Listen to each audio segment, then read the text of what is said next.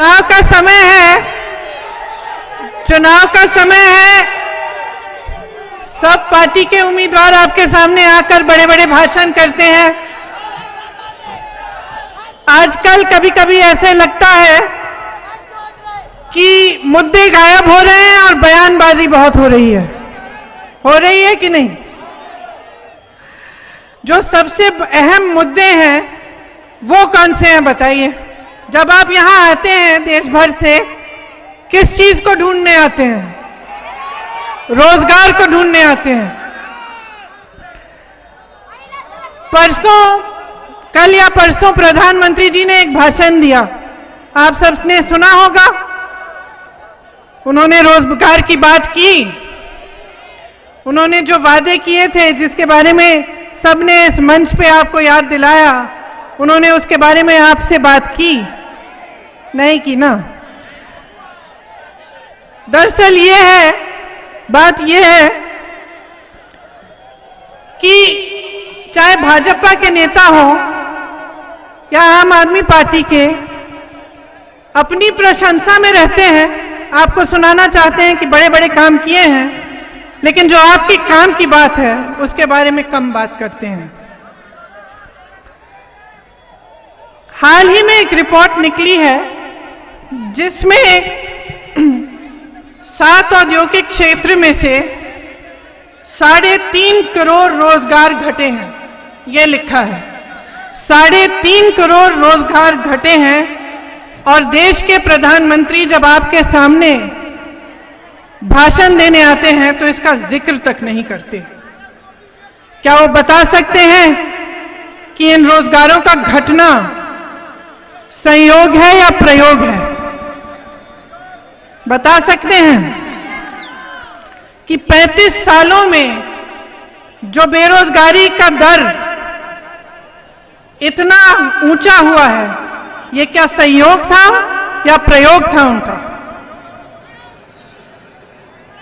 वे कहते हैं कि विपक्ष उन्हें काम नहीं करने देता, लेकिन वो फिर भी बड़ी तेजी से काम कर रहे हैं।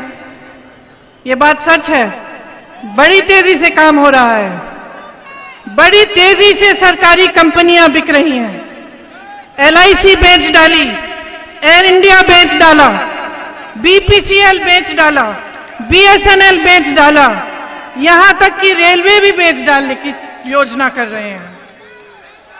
सचमुच उनकी रफ्तार बहुत फास्ट है। कांग्रेस सरकार ने 14 करोड़ लोगों को गरीबी से निकाला, और 5 सालों में जिस तेजी से इन्होंने लोगों को गरीबी में वापस डाला है, उसका कोई अनुमान भी नहीं कर सकता। और बयान सुनिए, यहां यूपी के कितने लोग हैं?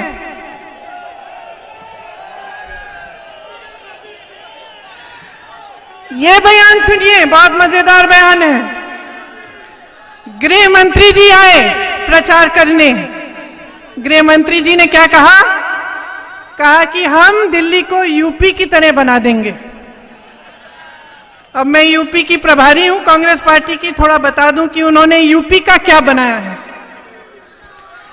देश का सबसे प्रतिभाशाली प्रदेश था, आज क्या हालात है वहां की? भाजपा के सरकार ने किस तरह से यूपी की जनता को त्रस्त किया है, मैं बताती हूं। यूपी की जो बेरोजगारी की दर है वो देश में सबसे ऊंची है। हर 2 मिनट एक महिला के साथ बलात्कार होता है।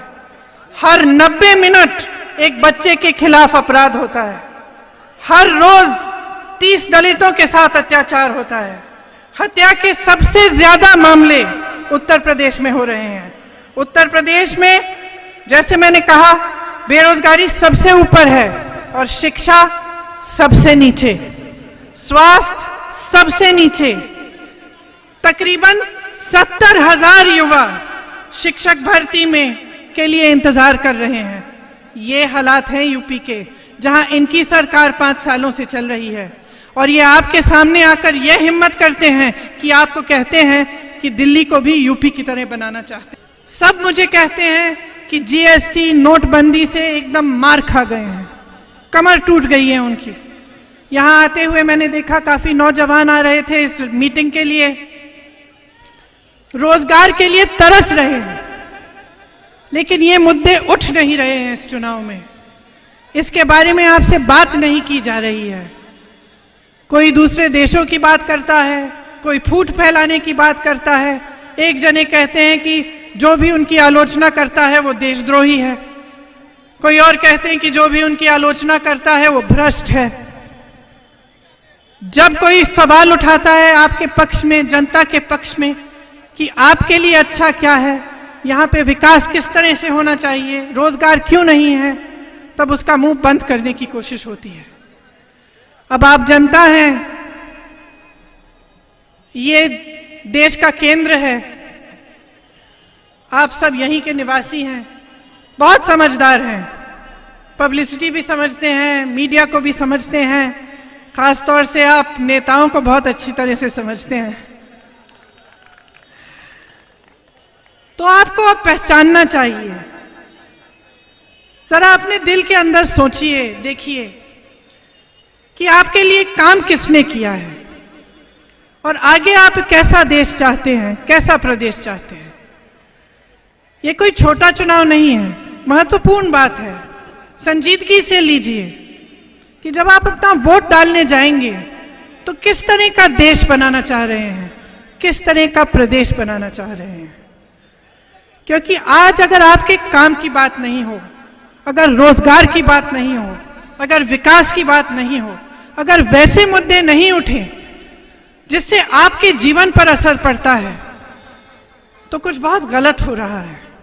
और इस गलती को ठीक करने के लिए आपके हाथ में सबसे बड़ा हथियार है, जो आपका वोट है, बहुत बड़ा हथियार है। सोच समझ के इस्तेमाल कीजिए।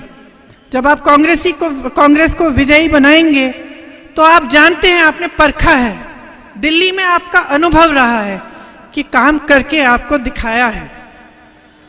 जितना भी दिल्ली में विकास हुआ है कांग्रेस द्वारा हुआ है।